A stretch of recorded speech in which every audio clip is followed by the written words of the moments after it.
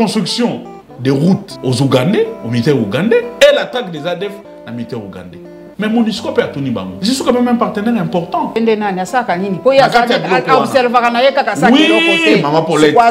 Tant que biso to yaki na pouvoir, tant que Kabila na ba gouvernement na. Na chez Okitunu, ba tamboli mokili mobimba na loba, nous devons retirer ba force à MONUSCO parce que ba la kibiso limite, ba la kibiso ba faiblesse sur tel plan sur tel plan. La même opposition d'hier, aujourd'hui au pouvoir, bah alors que MONUSCO faut attirer. Ce que MONUSCO faut attirer, c'est qu'il y avait une raison, il y a un tika. Mais vu tout ce qui se passe les lots, nous pouvons conclure que notre armée est faible. Parce que si on avait une armée forte, un chef de l'État qui monte en puissance, donc on a ça la mutualisation. Et surtout, ce qui me fait très mal, voir la police rwandaise. Mais les lots, l'Ecclésia nyonso, babalola maloba, so babi anatongo babi bena pourquoi? Bah comme on copie bah on là. Mais tout ça va mon.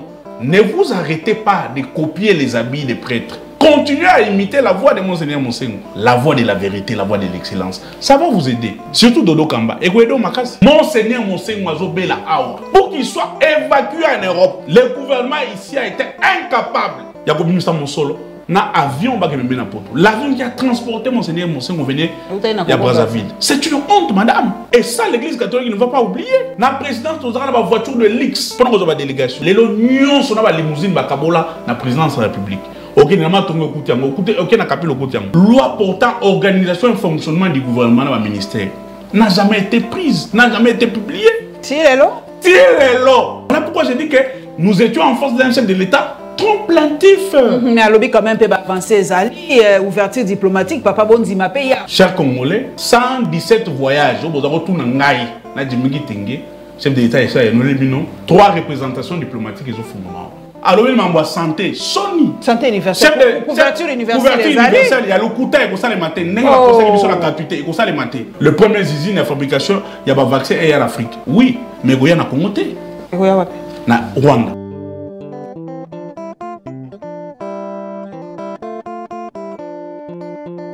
Esengo mingi ya kokuta na bino bandeko lelo nazana esengo ya koyamba papa Jean-Serge Tshibene na ye tokosolola masolo ebele ya mboka tokosolola masolo ya discours ya mokonzi ya mboka atelemaki devant les deux chambres réunies apesi ya ye bilan apesi ya ye makanisi tokolobela pe makambo mosusu eza koleka bilo moko boyebi Kongo na biso ezanga ka makambo te papa Serge Tshibene esengo mingi ya koyamba yo.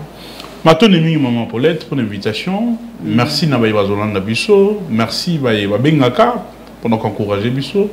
Surtout merci Nabaïno soit Benga Gitan Tozoaki Likama. Pour l'invitation en justice. Kobanana Yomoko. Naba Panzi Sango. Nyon soit soutenir Bisso. Natoni Bango Tondi. Nous sommes là et la lutte continue. La lutte continue, papa Esengo mingi. Tokosuki sana dossier à mokonzi ya boka ya discours on a pe na suka pona kosuki se mission meto lobelana no makambo bususu. Papa tokena na este poto pesa pe bato ya este moi makasi tozana bango ensemble compassion ezali toujours lelo balobi mutualisation ya police. Eloko epesi biso bato moi ko banga moke babi armée esi bosi signer ba traité. Ba ministre de défense et pas bakutani. On sous police de Kaboni Rwanda lingi sous police. Police yango ezali anti-terroriste. Police ya bakosala ndenge nini sur le terrain pour bato baza komi tout na police ezaka nationale. Biso bato tala kata makambo le kaka na net aux États-Unis par exemple, police ezaka na circonscription. Na ba États-Unis so oti ata un pan état mususu police wana kosala so elo côté. Sikoto na toyeba. Police wana mosana ngo ezali nini? Na Goma ou bakosala. Matondi mingi maman Paulette. Tu sais que les Congolais vont la mise parce que le régime où ils allaient en place, ils allaient régime ils ont jeté la base pour la velléité de la balkanisation. Pambate, tout lundi discours du chef de l'État dans l'Assemblée générale des Nations Unies. À l'oubi, les services de sécurité, les forces armées de la République démocratique du Congo sont en train de monter en puissance. Tolani, un état de la nation, il a répété la même phrase. Mais sur le terrain, il y a une contradiction gravissime. Nous avons une armée qui monte en puissance. Les services de sécurité sont en train de monter en puissance. Comment voulez-vous? Vous allez faire une mutualisation sur le plan armé avec l'Ouganda, Otoyebi, que Bakotaki Namboka Nabiso, Patrick Mouya Boyaki, Amesana Kouangana, c'est tout à fait normal, c'est un incompétent. Deuxièmement, tant qu'on va nous frapper, le gouvernement, n'importe quoi le gouvernement, qu'on dit que bel et bien les forces armées, il y a Ouganda, ils ont continué à frapper. C'est plus tard qu'on vient nous donner cette notion de mutualisation qu'il y a un accord. Mais cet accord est flou. Ça la mikolo boni. Soda mo bakatisaki bazali boni. Maman Jeannette Kabila pas tout ni mutuna hein par rapport. Yena bibuneli boni ya modèle nini. Pambate na ngapu ya Uganda. Bango bazolo bake bakolongwa obena mabele na biso soki barade finalu basili. Mais tout le monde, d'une part, Bilili et Balakisi Bissona na baitando ike, la même armée ougandaise est bannie Kotonganzela. Na kata ba territoire na biso. Argument va zopé ça, oh non, nous voulons faire passer banini ba matériel militaire. Oui, si vous voulez faire passer les matériels militaires, que fait le ministère des Infrastructures de la République du Congo pour nous Kotonganzela? Donc vous laissez et la construction des routes aux Ougandais, aux militaires ougandais, et l'attaque des ADF aux militaires ougandais. Mais MONUSCO peut tourner bango. Je suis quand même un partenaire important. Mais il y a ça qui est le côté 20 ans. Comment vous ne voulez pas m'associer? Oui, maman Paulette. Tant que biso to na pouvoir, tant que Kabila na gouvernement na chez Kitunu, nous devons retirer la force à MONUSCO parce que la limite, la faiblesse sur tel plan, sur tel plan. La même opposition d'hier, aujourd'hui au pouvoir, que MONUSCO faut attirer. Ce que MONUSCO faut attirer, c'est qu'il y avait une raison, il y a un maintenant qu'ils sont au pouvoir, MONUSCO vous êtes parti faire une mutualisation, il y a des forces armées. Associez-moi. Pourquoi pas MONUSCO Mupanzi? Bandimi, hein? Pourquoi pas MONUSCO Mupanzi? Ça reste à désirer. Lelo awa et banaki na Uganda. Lelo nenge tozo sa l'émission boy. La police rwandaise est à Goma. A combien déjà? La police rwandaise est à Goma. Il faut pas traquer les terroristes. Les terroristes sont basés dans la ville à Goma. Maman Paulette. Bah, il y a des centre de guerre, école de guerre. Et ton nom déjà? Awa, chef de l'État, dans le régime anti-légil. Bah, il y a centre de guerre. Centre de guerre est ton ami. Parce que le centre de guerre, pour traquer des terroristes. Bon, les centres militaires et les centres de formation qui existent au Congo, bah, bongisi boni, bah, réhabilité boni. Les services de sécurité spécialisés dans la traque et les terroristes. Ils ont matériel, boni pour donc, c'est des discours contradictoires. Et ce qui me fait très mal, quand nous disions à l'époque, Kabila disait à l'époque, avec les mêmes Mende, aujourd'hui à l'Union sacrée, que vu la méthode, il y a une opération à l'Est, nous ne sommes pas face. Il y a bateau, une guerre classique, nous sommes en face à une guerre asymétrique, nous sommes face à des terroristes. Surtout à l'UDPS. On disait que c'est une farce. Aujourd'hui, oui, aujourd'hui, la réalité est rattrapée en face. En face.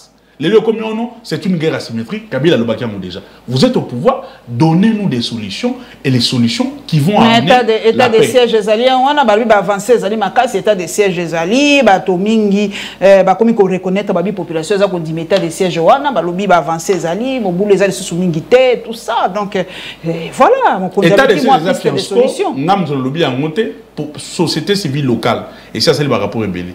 Docteur Mukwege a sali rapport révélé sur l'état des sièges. Plus de 1700 personnes enlevées. Plus de 950 personnes tuées. Plus de 2000 sur 3000 personnes disparues. Certaines sources parlent de 4000 disparues. Portées disparues jusque-là. Bon, on nous dit que même dans le discours de chef de l'État, les efforts ont été faits dans le village. Sur le plan de comptabilité, on devait nous donner. Le village de Zaki occupé dans Maboko, les Zaki Boni. Va récupérer Boni. Boni et Tikali. Bah, groupe rebelle, les Alaki boni. Parce qu'il faut identifier. Quand vous faites une opération, il faut voir qui sont vos ennemis. Vous devez d'abord identifier ces ennemis-là pour que tant que vous attaquez, à ce stade, il y avait 20 groupes terroristes ou 20 groupes rebelles. Nous avons traqué autant, il ne reste autant. Bah, chiffre, n'a pas ambiguïté, les villages ont été récupérés. Combien? Et habité. Chaque jour, on récupère les villages. Mais les Congolais doivent savoir combien de villages étaient occupés. Secret défense, c'était, papa. Secret défense, c'était. Nous sommes Congolais. Nous sommes Congolais photoyeba. Mais, vu tout ce qui se passe, nous pouvons conclure que notre armée est faible. Parce que si on avait une armée forte, un chef de l'État qui monte en puissance, donc on a la mutualisation. Et surtout, ce qui me fait très mal, voir la police rwandaise traverser les frontières jusqu'à Goma pour raison contre les terroristes. Mais pour les terroristes, il y a une mutualisation. Papa, dans les États-Unis, on a besoin de traquer les terroristes. Mutualisation, maman, pour l'État, c'est que je sais, je suis un intellectuel, tout le monde a information, nous décryptons ces informations. La mutualisation, dans le monde des alliés à niveau d'information. C'est-à-dire, il y a un système Interpol, un système de service de sécurité dans le monde. Il y a cette coopération militaire qui existe entre les États. Il y a un câble d'information aux citoyens. Cet partage des informations permet, il y a un fichier, il y a des citoyens suspects. Il y a blanchissement, il y a mon solo. Il y a branche, il y a des terroristes. Et tout ça, pour fichier bango. Ce qui a le moins dans X, Y, identifier facilement. Mais dans la coopération, il y a aussi des secrets de défense que la France ne livre pas aux États-Unis. Dans la coopération, il y a des informations que les Américains ne livrent pas à la France. Parce que les États sont des monstres froids. Vous ne pouvez pas livrer toutes les informations à la France. Parce que la France peut vous faire la guerre demain. Et donc, on peut éviter, hein, biso. Les lois,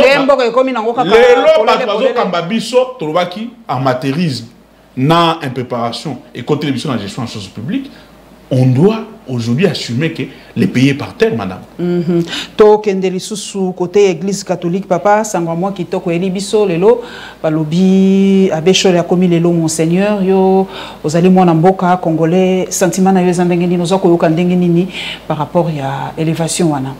Natondi Nesengo, en tant que Congolais, en tant que catholique, en tant que disciple et excellence, Natomboli, M. Labéchouli, ou comme Monseigneur, chapelain du pape, bon vent, Alanda Likolo, il y a Monseigneur Monsengo, Alanda Likolo, il y a Tata Cardinal Malula, Alanda Likolo, Tata Cardinal Ambongo, à continuer na excellence, na vérité. Parce que, Malouba ya Tata Cardinal Monsengo na bossa na yangote, azala toujours kolbake. Nzela ya sainteté, ya purification, nzela ya vérité, ezakana bepini belé, qui ne puisse pas se décourager face à la barbarie, face à la menace, face à l'intimidation, face à la union qu'on constitue comme blocage dans le processus de la vérité, dans le processus de la sanctification, à continuer dans nzela wana, parce que nzela wana ndezali nzela ya basantu. Basanto nyonso bakoma basanto lelo ba nyokola bango ba finga bango ba monisa bango pasi mais pona etamboleli na bango lelo to koma ko kanisa bango mokolo mususu pe to ko kanisa ye ndenge tozo kanisa lelo anuarité ninga peta tozo kanisa bakanja tozo kanisa ba nyonso batika biso na kozwa pe moi comment dire, moi, ma canisia, ba congolais, mususu balobi, ba catholique, bino, vraiment ma kambo kosala balobi, ba foutier, le quoi la boy opposition, le quoi ba tiki politique, le quoi la ba lingi kova na bango soit, babi bon, cadeau na yo yangwana matana moi grade, tika kotungisa Félix Antoine Tshisekedi tika sa musala na kimia, yango ba pesi moi grade wana. Est-ce que oyoki pe moi version wana? Non mais batona bazo balengo ba yebi église catholique té, église catholique ils sont en position té. Église soki église catholique o biso to yebi, o batata na biso, ba koko na biso wa. Soki ba lobi ana tongo, ba kolba ana poko. Ba ko changer té. ils ont des éclairs où ils botent mille. Mais pas politique, c'est vrai que babi. Baboité, n'a pas ça contexte ya malobaya, mais c'est la belle chose comme monseigneur. L'église ya né où ils botent mille sikoyo. Oh bah comme il faut copier m'voila l'église catholique. Bah là tu peux chapeau d'être monseigneur. Balobi ça et baba on nini. Bozana comment dire. Église eza kaka bango te eza eloko moko ezali exclusivité église bango bazakola ta monte bango te baka bango na ba chemise avant puta bakangi kolti na kingo mvela to bango pas catholique na ba mission c'est exclusivité église catholique te to yebaka tango ya kala soko moni mvela wana na chapeau wana omoni wana cardinal wana monseigneur wana sango melelo l'Ecclésia o nyonso babalola maloba so babi ana tongo babi bena pourquoi ba comme ko copier banvouela mais tous ça bango ne vous arrêtez pas de copier les habits des prêtres, continuez à imiter la voix des prêtres, continuez à imiter la voix de monseigneur Monsengo, la voix de la vérité, la voix de l'excellence, ça va vous aider, surtout Dodo Kamba et Guedo Makasi. Mais ba yebalobi que Ecclésia boui politique non, monseigneur Solé. L'opposition doit se prendre en charge. Parce que l'Église avait pris en charge hier l'opposition qui est au pouvoir. Mais aujourd'hui, cette opposition qui est au pouvoir a tourné les dos à l'Église. Il s'adressait à qui? À l'UDPS. Parce que l'Église catholique est comme qui bisika o UDPS ça y est pour 100 000. Après si bon il se passe. Bandi mi ba catholique ne ba bimaki pour nous réclamer.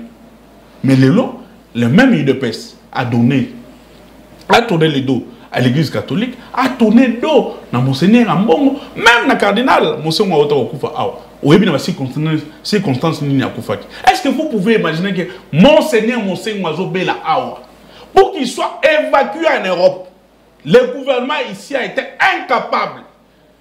Il y a comme ça mon solo. L'avion qui a transporté Monseigneur venir à Brazzaville. C'est une honte, madame. C'est une honte gravissime pour une nation comme le Congo. Et ça, l'Église catholique ne va pas oublier. Il y a un moment qui cardinal en bon temps Monseigneur Koufi, Bayana Milouaba, Mboso Acheba Pano ya Minene.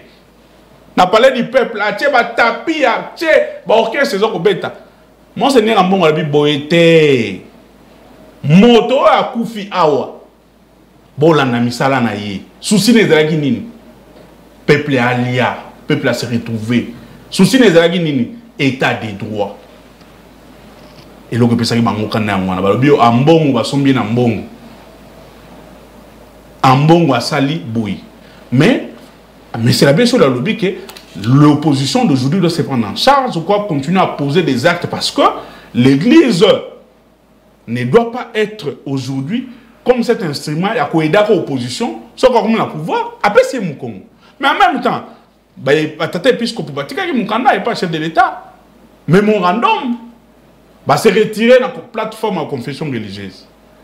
Pour nini inclusivité ils allaient quitter la processus électoral, pour nini consensus ils allaient quitter, pour nini enterrement ya kadi mana batuna et violer toutes les étapes possibles. Bassin nini ouverture et salut. Bassin nini que loi ezaki na ba jamais à contestation et loi pour que processus électoral en 2023 ils allaient vraiment apaisé et équitable. Et batata molimo basengi que ba laïque catholique ba continuer na ko bunda. Pour l'avènement, il y a un véritable état de droit. C'est que, nous continuer à soutenir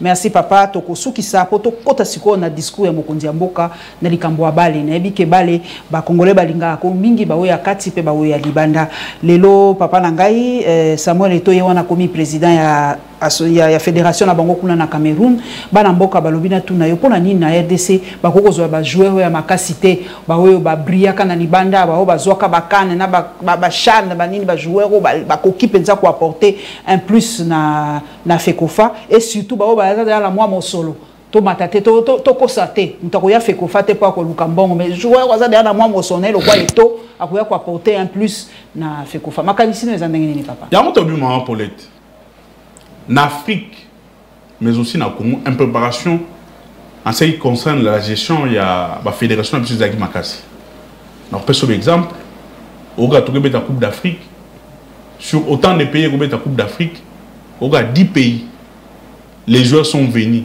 dans l'avion d'Amou. Les joueurs sont venus, n'ont pas reçu leur prime. Les joueurs sont venus. Les léopards dans mes âmes, mingi ba image ipso to mona. Balalaki. Les joueurs sont venus. Entraînement basalaki tenengesengelaki. Les joueurs sont venus. L'entraîneur n'est pas payé et tout ça. Pourquoi? Parce que ceux qui dirigeaient les fédérations il y a football n'étaient pas des gens préparés. Parce que une fédération, c'est l'organe technique qui a gestion en football. C'est l'organe qui planifie les déroulements du football. Il y a équipe nationale. Avec la collaboration, il y a direction technique nationale. Ce sont ces deux structures qui planifient la structuration, le développement du football dans l'équipe nationale. Mais ici, la fédération est dirigée par les basketteurs, les disciplines qui n'ont aucune expérience en cette matière. En lieu de place, aujourd'hui, c'est un vent même ce sont les anciens joueurs qui deviennent entraîneurs. On donne cette chance-là parce que ce sont les enfants de la maison. Ils connaissent la maison. Il y a un comportement de joueur. Même l'équipe nationale est là. L'Italien Autobima, champion d'Europe, c'est un ancien joueur. Maldini qui est entraîneur, tout ça. L'idée des champs, champion du monde, c'est un ancien joueur. Il a gagné la Coupe du Monde en 1998. Aujourd'hui, les perspectives vont continuer. Aujourd'hui, est touché Afrique. Et tout, Cameroun, c'est une bonne chose. Il va impulser. Il va amener sa marque de fabrique. C'est un travailleur. C'est un gagnant.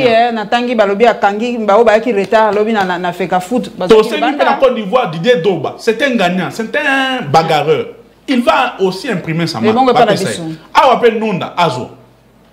Nonda a des qualités. C'est un entrepreneur.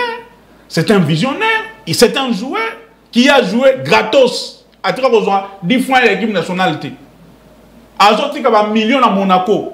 À Roya, on va payer 10 000 $. À ça, on a Goum joue 2 000. Biscotte joue 3 000. Bah jouer on a nous s'attend on va jouer locaux. Après si Bagombo parce qu'il n'en avait pas besoin. Il venait jouer pour l'honneur de la République. Les gens comme aujourd'hui, bah ils nous héritent. Bah c'est belé, bah Roger Itoto, bah c'est belé. Il faut appeler ça bon chance on va organiser fédération, va organiser football parce que à travers eux, ils ont les carnets d'adresse qu'il faut pour nous trouver des investisseurs. Ils ont les contacts qu'il faut pour non seulement faire venir les investisseurs, mais pour stimuler d'une manière générale différentes branches sportives. Il y a la francophonie, moi, je jeu de la francophonie, Canada et Boya qui biso to lobi biso to récupérer, mais ceux qui to ko tamboula to ko kasangote, lobi ne batindela kinga moi image moko mbulu ebeta ki côté kuna na stade ceux qui avaient mais elo réalité campus kuna ya université ba chambre na bango et comme aboye bato bazomona mais 2022 c'est dans un mois ndenge nini tozo yoka kutu que de toutes les façons biso te mtoko sala ngo kigali mtoko sala ngo basi ba signer ba compte et aux assos et pas na biso te. Maman Paulette, ne vous dérangez pas. Quand un pays est géré par le forcing, quand ceux qui gèrent par défi contre un groupe d'individus, conséquence en voilà. L'impréparation à élite domicile dans le secteur, il y a vie nationale, nous sommes beaucoup en abus. Comment voulez-vous imaginer? Vous allez accueillir plus de 20 pays, sur 50 pays. Il y a Afrique, dans beaucoup en abus. Il y a un monde. Francophonie, Asie, partout. Mais Moussou, il y a un monde. Au Bazali, toujours partager dans le langue. La poto. Il y a un monde en abus. Vous avez un engagement. Vous n'avez pas un plan directeur d'activité, c'est-à-dire d'abord les logements, les infrastructures qu'il faut. À 6 mois, quand vous avez un building et ce que vous avez un building préfabriqué, vous avez un bâtiment, nous avons la raté, nous avons des moutons, nous les bâtiments enzymatiques, tout à la. Et comme nous allons réquisitionner au Matonga Kuna. Pour que nous sommes dans quel pays? Alors que s'ils étaient sérieux dans ce qu'ils faisaient, Kabila a construit des stades municipaux où ils avaient des conditions, où il y a des Stade Mourou est couvert et tout ça. Ce qui va s'acquérir une idée réellement, ça il fallait d'abord prendre en charge le stade municipal. Qu'on réquisitionne en tant que gouvernement, qu'on bongissa où il fallait qu'on bongissa, et puis voir comment construire des hôtels et réquisitionner déjà des hôtels au Moussou Bazotonga. Ah, il y a pas privé. Pour ça, la dispatch, il y a pas pays. Pour occuper en gros la restauration. Vous accueillez plus de 60 pays. Il faut une grande structuration de restauration. Il faut une grande machine Nassima. Parce que les athlètes doivent manger. Ils doivent boire.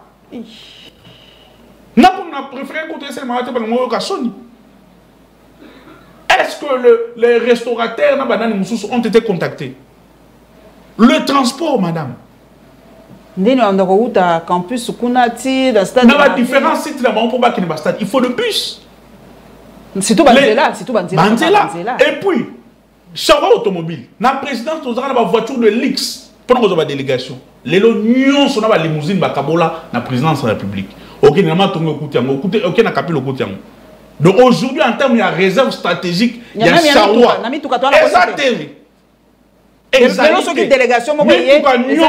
pour preuve, je vous donne. Partout.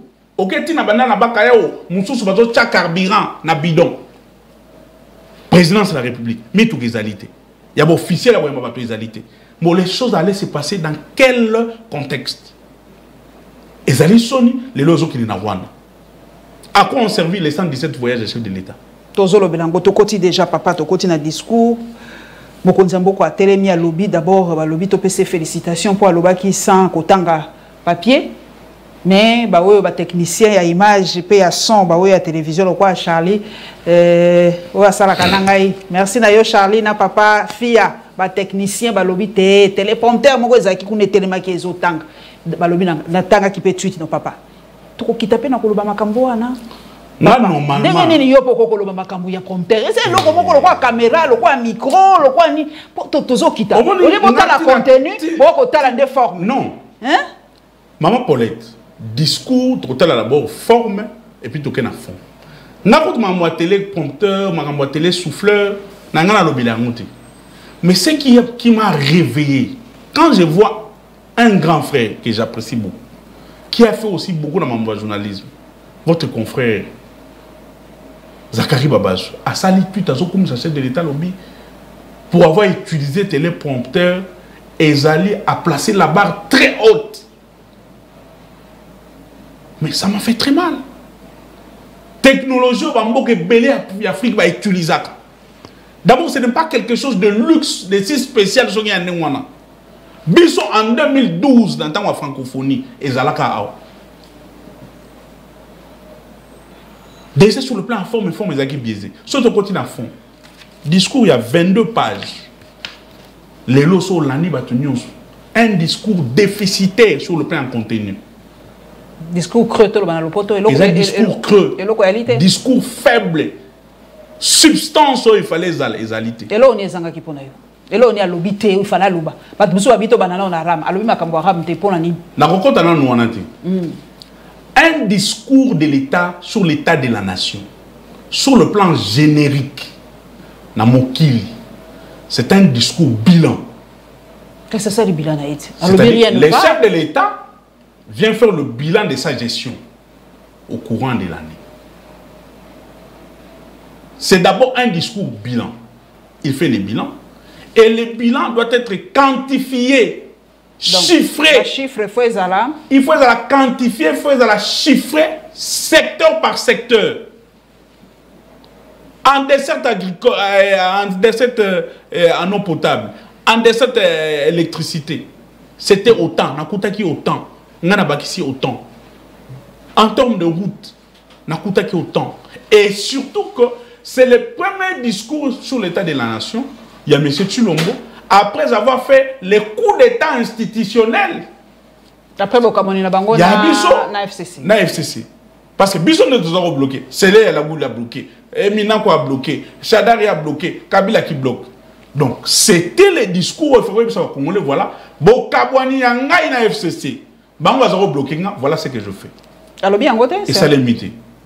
Mais nous avons trouvé un chef de l'État trop plaintif. Te azako pesande makambo. Plaintif, il y a un français qu'autant on a plainte, c'est différent. C'est plaindre na nini lobby à reconnaître. Au moins to pesaye à reconnaître que côté social moyen te bo pesaye tant atika une année à kobongisa pe bo pesaye sous 5 ans à kobongisa. Se plaindre te à stopper lobby, ça ne va pas à reconnaître que à kokite nana a commis place fa komate. Maman Paulette qui monte. Discours à 22 pages. La seule chose au chef de l'État, oui, la vérité. Il faut reconnaître que le pays est très mal géré, le pays est à l'agonie. Et là, il y a solo chef de l'État, le reste, le chef de l'État est allé de contradiction en contradiction. Oh. Oui. Sur son discours. Je vous donne un exemple. Le chef de l'État lobby que la plupart des ouvrages qui sont en cours de construction, ils ont un manque de coordination, mais aussi une faiblesse au niveau de pilotage. Maintenant, ils ont piloté. Les pilotes, c'est le Premier ministre? Non, non. Oh, mais il y a des chefs à gouvernement. Les pilotes, c'est les chefs de l'État. Oh, papa, tu as un régime ni. Babo, il y a un régime primo ministériel. Bah, il y a qui bossam que Bossa Bozali Mayel était contredit par Mbataye Adam Boubouli. Les lois baling basons à la régime primo ministériel. Tu vois qui même pauvre Kalouba. Alors non, nous sommes dans un régime. Les lois, le premier ministre dans le gouvernement, Bango ne bazali a plus de pouvoir. Tu dis Bango iyo. Mais dans le régime au chef de premier ministre, dans le gouvernement bazali a plus de pouvoir. Le gouvernement vient de faire 9 mois maman Paulette qui monte. Loi portant organisation et fonctionnement du gouvernement dans le ministère n'a jamais été prise, n'a jamais été publiée. Tirez-le. En réalité, le premier ministre n'a pas un cabinet.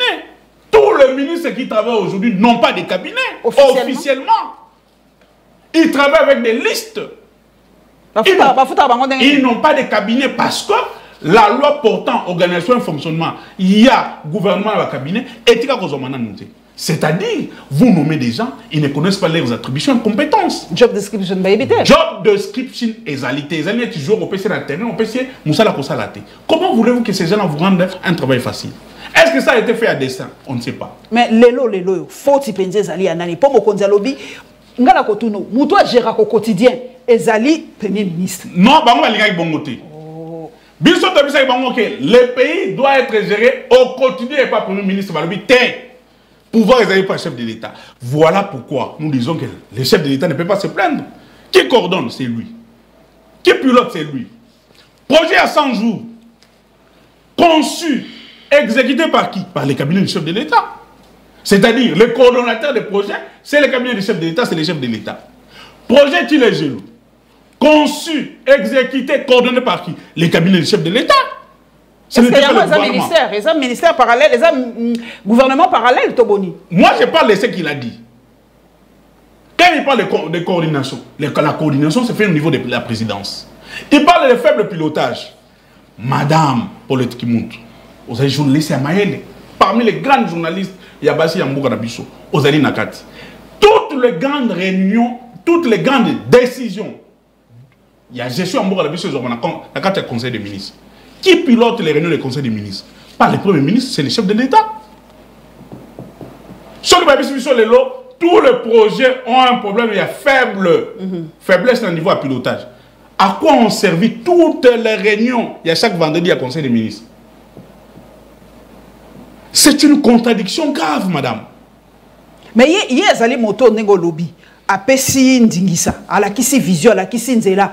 Mais binon de bossala, ceux qui ont bossé à tes affaires, na yete, moto batoye na vision na yi. Alors bi bossala boy, bino bossalité. Maman Paulette. Si quoi faut y nous sommes dans une république qui se veut démocratique. Dans cette république-là, les compétences et les attributions sont bien définies. Ceux qui va passer au Moussalate au Kogi comme ça les laté. Oh, bon ministre Moussa Nezani. Ministre job description va passer ça été. Job description à ministre ou la loi portant organisation et fonctionnement du gouvernement. Je vous donne un exemple, madame. Ministre à numérique à Zali na Monsoloté. Job description à ministère n'est bien voté. Ce sont les ministères que nous avons créés, que l'Union sacrée nous a créés. Ezali na portefeuille, ezali na loko mon côté.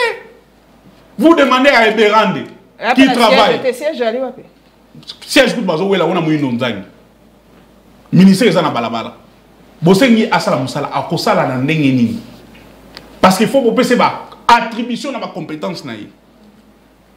Mon candidat le cas ça popese ba attribution na ba compétence na ye ezali loi portant organisation fonctionnaire ya gouvernement. Na ba cabinet ministériel. Ezalité 9 mois après. Vous voulez vous plaindre. Vous voulez vous plaindre chez qui? Voilà pourquoi nous disons que les liens n'étaient pas appropriés pour le chef de l'État pour se plaindre. J'avais dit au gouvernement. Non, monsieur le président de la République, ne venez pas vous plaindre. Au concret, la place où vous deviez vous plaindre, c'est dans le Conseil des ministres. Dans le Congrès, on peut s'habiller bilan.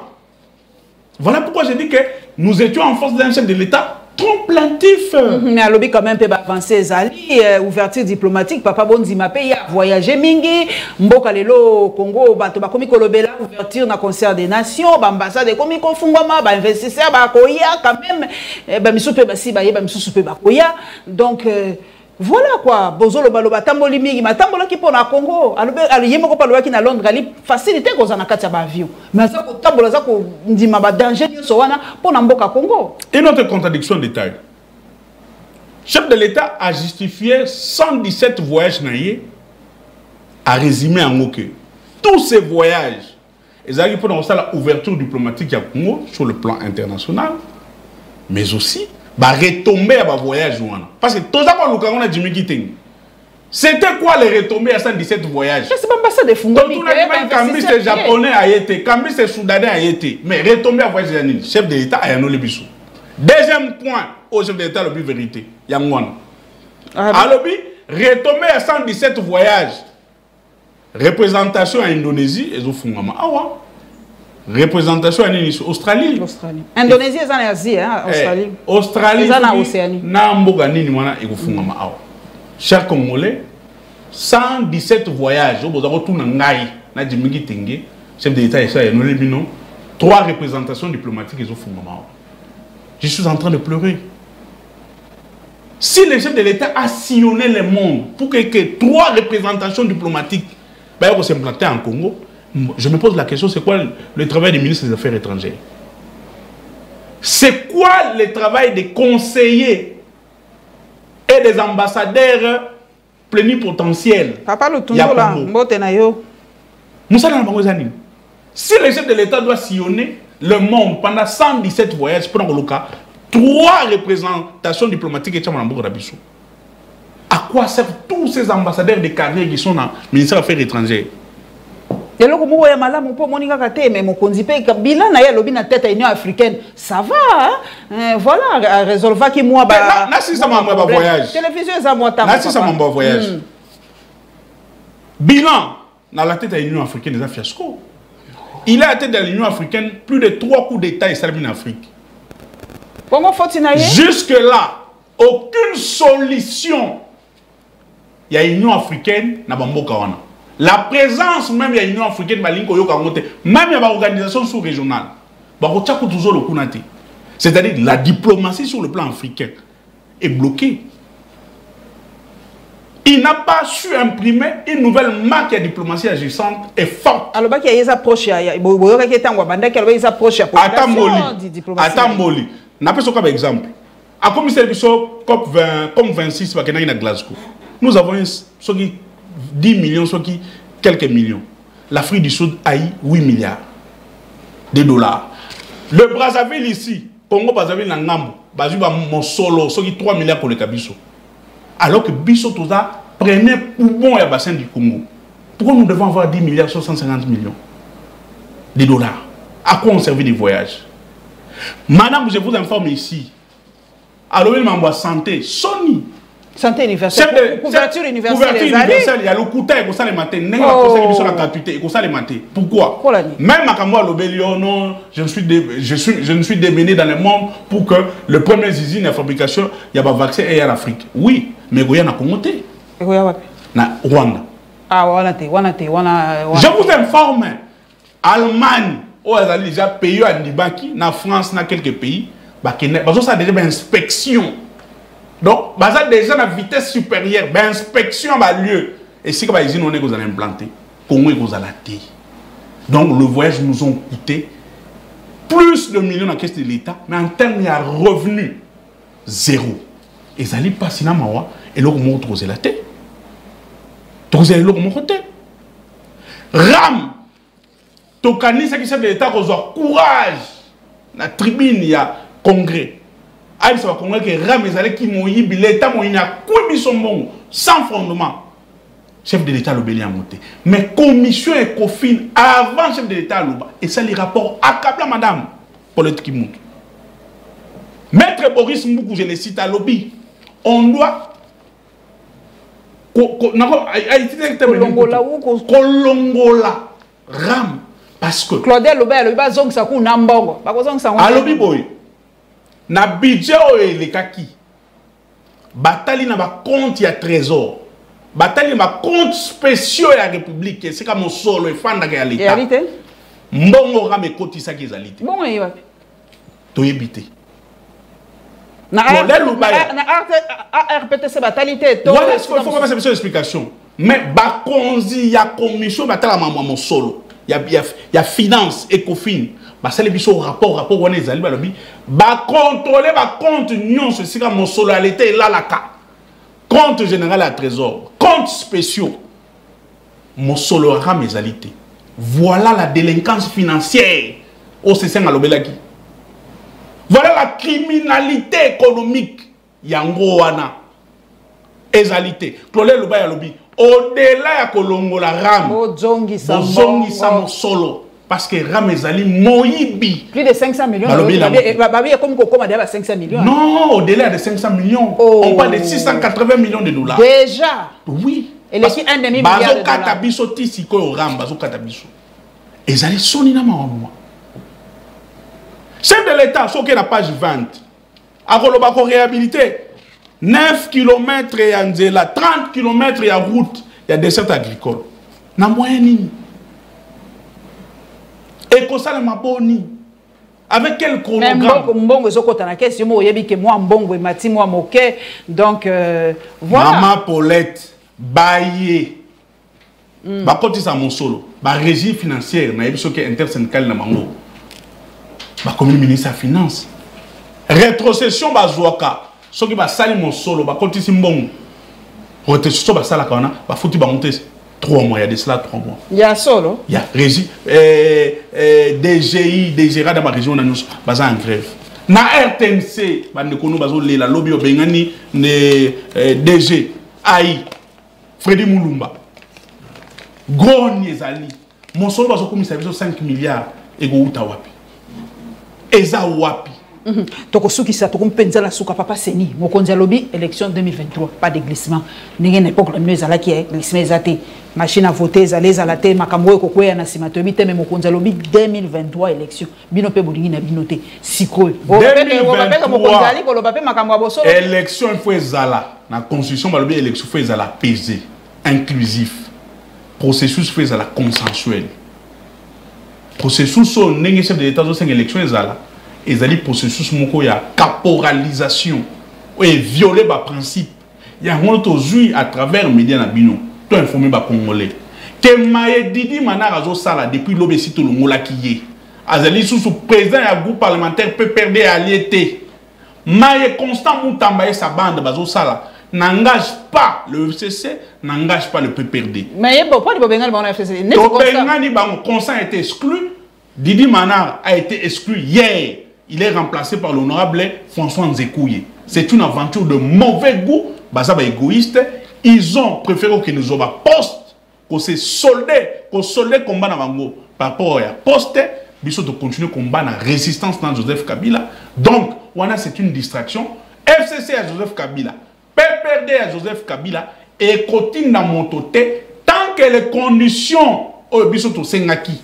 Na bankasa na biso mokonzi asengi bokenda mokonzi asenga biso bongo akoma alobaki yango alobi boya mokonzi asenga biso te biso tosengi la muka asengaki dépolitisation asengi bayoki yango te batata avec basengi consensuel. Un processus, il faut de la consensuelle. Apaiser, bah, qui va monter. Bah, c'est que loi qui n'a jamais contestation. Et bah, revoir, bah, qui va tata ba mouli monter. Bisoto senga qui maïwana peignon sur bah, qui bisoté. Nous n'allons pas envoyer. Ceux qui sont partis là-bas sont partis.